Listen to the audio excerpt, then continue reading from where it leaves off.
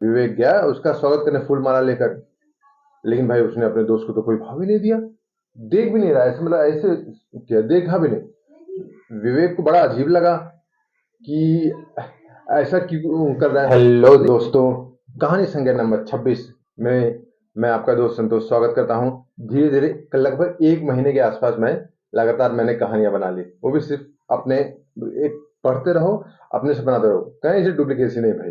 पढ़ता तो आदमी बहुत सारी जगह से, लेकिन कहानियां अपने, ताकि कल ये ना हो कि कोई कॉपीराइट दे दे, भाई ये कहानी हमसे लिया वैसे लिया। भाई आप ये अपना हिसाब नहीं, अपना कहानी मतलब ओरिजिनल। अरे इसमें जो दो दोस्तों की कहानी, एक दोस्त को दूसरे दोस्त का जूता क्यों उठाना पड़ा भाई, ऐसी क्या स्थिति आ गई। इस कहानी को मैं शुरू करता हूँ। बहुत समय पहले दो दोस्त अजय और विवेक, और दोनों लगभग एक ही जैसे परिवार, एक ही जैसे कंडीशन, मध्यवर्गीय परिवार, उसमें भी मध्यवर्ग हुआ करता था, से ही ऐसे आए हुए थे धीरे धीरे।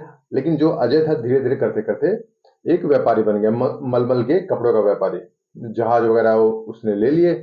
विवेक वैसे साधारण सा रहा, उसको अपनी जिंदगी में आराम से वो अपना खेती वगैरह जो भी काम करता करता वो अपनी जिंदगी ऐसे बिता रहा था।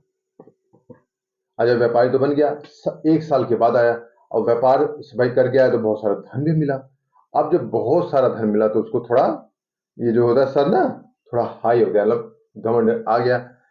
हम्म, विवेक गया उसका स्वागत करने फूल माला लेकर, लेकिन भाई उसने अपने दोस्त को तो कोई भाव ही नहीं दिया, देख भी नहीं रहा, ऐसे मतलब ऐसे क्या देखा भी नहीं। विवेक को बड़ा अजीब लगा कि ऐसा क्यों कर रहा है।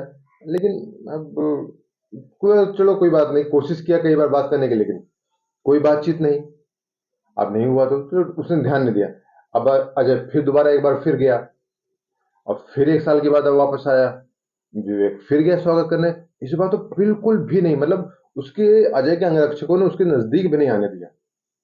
अब ये बात विवेक को बड़ी अजीब लगी कि भाई अचानक से 2 बरस के अंदर ऐसा क्या अंतर हो गया कि जैसे अछूतों जैसा व्यवहार करने लगा एकदम से, क्यों नहीं, पास भी मत आना, ऐसा व्यवहार होने लगा उसके साथ। ये बात बुरी तो लगी रही थी, और ये बात बुरी किसको लग रही थी, अजय की एक बहन थी, नंदनी। अब अजय नंदनी विवेक तीनों बचपन से एक साथ पले बढ़े खेले, तो नंदनी को विवेक से थोड़ा प्रेम था। ये उसने अपने भाई से कही कि आप ये ऐसा विवेक के साथ क्यों व्यवहार कर रहे हैं। आप माना कि बड़े आदमी हो गए, लेकिन एक बात करने के लिए तो बड़ा होने का कोई मतलब नहीं है, बात करने के पैसे थोड़े ना लग रहे हैं, आप बात तरीके से करिए। अजय बोला क्यों, ऐसे लोगों से क्यों बात करना, ऐसे लोगों से मैं अपना जूता उठाऊं, ऐसे लोगों से क्यों बात करूं। ये बात नंदिनी को अजीब लगी। बोले कि आप अपने ही दोस्त से जूता उठाएंगे, इतने बड़े राजा, यहाँ राजा भी ऐसा नहीं करता है, और आप इसी पे व्यापारी होकर जूता उठाने की बात कर रहे हैं। अजय बोला हाँ, ऐसे लोगों से ऐसे ही कराना चाहिए। नंदिनी बोली कि कहीं ऐसा ना हो कि कहीं आपको इसको जूता ना उठाना पड़े, ऐसी स्थिति ना आ जाए। अजय बोला अच्छा, तुम करके दिखाएगी, करो, करके दिखाओ। नंदनी बोली ठीक है। बोले मुझे विवेक से प्यार है, मेरा उससे शादी कराइए। बोला ठीक है, कराता हूँ। अजय ने विवेक और नंदनी की शादी ऐसे ही शिव मंदिर में ले जाकर शादी करा दी, और दोनों को नगर से निकाल दिया। बोला जाओ, आज से इस हम मेरी संपत्ति पर तुम्हारा कोई अधिकार नहीं, तुम लोग चली जाओ। नंदनी बोली मैं जा रही हूँ, लेकिन याद रखिएगा मेरी शर्त को कि किसको जूता उठाना पड़ेगा। अजय बोला हाँ हाँ, देख लेंगे, जाओ। विवेक और नंदिनी अपना अपना नगर छोड़कर चले गए। थोड़ा कम से कम 50 मील के आसपास एक विराट नगर था, वहां भी गए। वहां भी समुद्र था, वहां समुद्र था, वहां भी बंदरगाह था, वहां भी सब कुछ था। वहां पहुंचा, जो अपना काम जो विवेक को आता था, विवेक को, हाँ हाँ, विवेक को ये बात थी कि वो संस्कृत का अच्छा ज्ञान रखता था, तो उसने संस्कृत वगैरह छोटे बच्चों को पढ़ाना शुरू किया। और नंदिनी को और भी चीजें आती थी। नंदिनी ने अपने पति को धीरे धीरे घुड़सवारी सिखाई, और शस्त्रों का ज्ञान सिखाया, और बहुत कुछ चीजें सिखाई। 3 वर्ष ऐसे ऐसे धीरे धीरे बीत गए। 3 वर्ष बीते, विवेक को भी एक तरफ से कहिए तो विवेक आ चुका था किस चीज में क्या करना है क्या नहीं, और उसकी पाठशाला भी अच्छी खासी चली रही थी। इसी बीच में क्या हुआ, जो विराट नगर का जो गोदिया यानी बंदरगाह कहते हैं, वो काफी बड़ा था। उसके मूल नगर से बहुत ज्यादा ही बड़ा था। उसका एक मालिक था। अब वक्त वक्त बीता तो वो मालिक भी बेचारा बूढ़ा हो गया, बीमार हो गया। अब कहते हैं ना, बूढ़े और बीमार शेर को भी लोग पत्थर मारते हैं। तो उसे जो बेचारा बूढ़ा जब बीमार पड़ गया, तो उसके रिश्तेदारों ने उसका साथ छोड़ दिया। जबकि वो गोदी का मालिक अभी भी है, जहाज सभी उसी के अंतर्गत है, लेकिन लोग बोले कि अब ये तो मर जाएगा, तो इसकी चिंता करना लोगों ने छोड़ दिया। ये बात विवेक और नंदिनी को पता लगी। तो नंदिनी ने बोला आप जाइए उसकी सेवा करिए। विवेक बोला किस लिए सेवा करना, वो तो मृत्यु के नजदीक है ही है। बोला नहीं आप जाइए सेवा करिए, अंत समय में बहुत कुछ मिल भी सकता है। ठीक है, गया विवेक, उसने सब कुछ जो एक समझिए एक रोगी की सेवा जिस प्रकार से एक नर्स करे क्या कुछ करे उस तरह से हर काम उसकी सेवा की। मास, 1 मास, 2 मास, 3 मास कर कर 6 मास बीत गए ऐसे ऐसे। लेकिन धीरे धीरे भाई वो लगातार सेवा से लगातार दवाई खिलाने से बूढ़े के शरीर में जान आने लगा। वो व्यापारी, बड़ा वाला व्यापारी धीरे ठीक हो गया।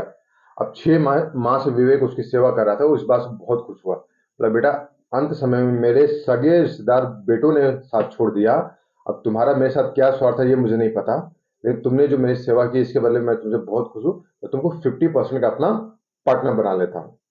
ठीक है भाई, विवेक 50% का पार्टनर बन गया। अब योग्यता था ही और अच्छा अच्छा था भी। उसने धीरे धीरे बंदरगाह के व्यापार को बढ़ाया, बहुत ज्यादा बढ़ाया। अब करते करते उसे इतना बढ़ा दिया कि जो उसका मूल नगर था, मूल नगर को आप विकास नगर पकड़ लो, हाँ सही है, कहानियों में कैरेक्टर नाम कम रहे तो ज्यादा अच्छा है। विकास नगर, मूल नगर विकास नगर, जहां वो उसने व्यापार फैला था विराट नगर। अब विराट नगर में व्यापार फैल चुका था, तो विवेक और नंदिनी ने कहा कि हम अपना पूरा ध्यान विकास नगर यानी अपने मूल नगर पर रखेंगे, वहां का भी व्यापार देखेंगे, क्योंकि वो व्यापार भी विराट नगर के अंतर्गत आता था। ठीक है, विकास विकास नगर आ गए वो। धीरे धीरे उन्होंने उस बंदरगाह वगैरह का पूरा कामकाज देखना शुरू किया, और वो भी उस धीरे धीरे विवेक के अंतर्गत आ गया। जो वहां का अगर एक जहाज लंगर डालेगा, सामान डालेगा, तो विवेक के बिना अनुमति के कुछ भी नहीं हो सकता था। और ऐसे करते करते 1 बरस और बीत गया, 5वां बरस लगभग लगभग शुरू हो चुका था। इसी बीच अजय जो कि समुद्र में था, उसको इन सब घटनाओं का कुछ पता था नहीं। वो तो अपनी मस्ती में, हाँ भाई मैं व्यापारी हूँ, मैं तो कुछ भी कर सकता हूँ। आया विकास नगर। अब विकास नगर जैसे आया, ये बात नंदिनी को पता लग गई कि मेरा भाई आया हुआ है, तो बोले अब समय आ गया है इस बात के लिए। अब भाई जिसके पास बंदरगाह है तो सारे कानून भी उसी के है। सारे जहाज जा रहे हैं, अजय का जहाज ही नहीं कुछ हो रहा है, न उसका माल उतारने दे रहा है, न जहाज जाने दे रहा है। अब वो फंस गए, जितने चुंगी अधिकारी थे बोले नहीं भाई आपके जहाज में ये कमी है, फला ये वो सारी लिस्ट पकड़ा दी। बोले ना आप माल उतार सकते हैं, न जहाज वापस जा सकता है। अच्छा फंस गया, बोला कि यार मेरे तो माल भी खराब हो जाएगा, अरे कम से कम मैं वापस जाता कहीं किसी और नगर में जाकर बेचता, वापस भी नहीं जाने दे रहे हैं। उसका कोई सेना थोड़ी ना है कि जो लड़ाई करेगा। अब लोगों से पूछा क्या किया जाए, लोगों ने सलाह दी कि भाई जो गोदी का मालिक है उससे जाकर मिलो, वो तुम्हारी कुछ नियम में सहायता कर सकता है। अजय बोले चलो ठीक है भाई, गोदी का मालिक है तो मिलने गया भाई, लेकिन वही हाँ चलो हटो साइड, लोगों ने साइड कर दिया, अंग्रेजों ने साइड कर दिया, भाई हटो हटो हट साइड। लेकिन अजय चुपचाप से धीरे धीरे इंतजार किया, 1 घंटा 2 घंटा बीता, तो धीरे धीरे अंगरक्षकों को भूख लग गई।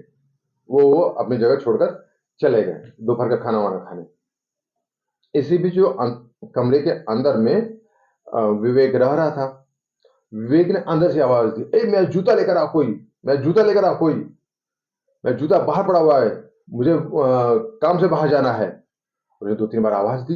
ये बात अजय के भी कान में पड़ी। अजय बोले यार ये अच्छा मौका है, अगर इसके अंगरक्षक आ गए, ये जूता दे देंगे तो मेरा काम बिगड़ जाएगा, मुझसे ये मिल भी नहीं पाएगा।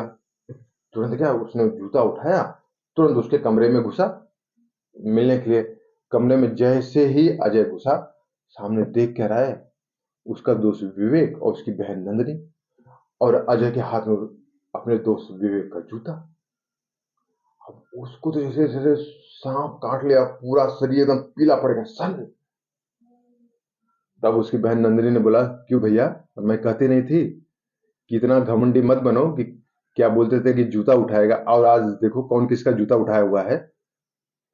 अब अजय एकदम शर्म से पानी पानी हो गया, उसने जूता नीचे रख दिया, माफी मांगी कि बहन मुझे माफ करो, मैं सिर्फ दौलत के नशे में चूर चूर हो गया था, आज के बाद ऐसी गलती कभी नहीं करूंगा। माफी मांगी तो भाई खैर, था तो सगा भाई ही।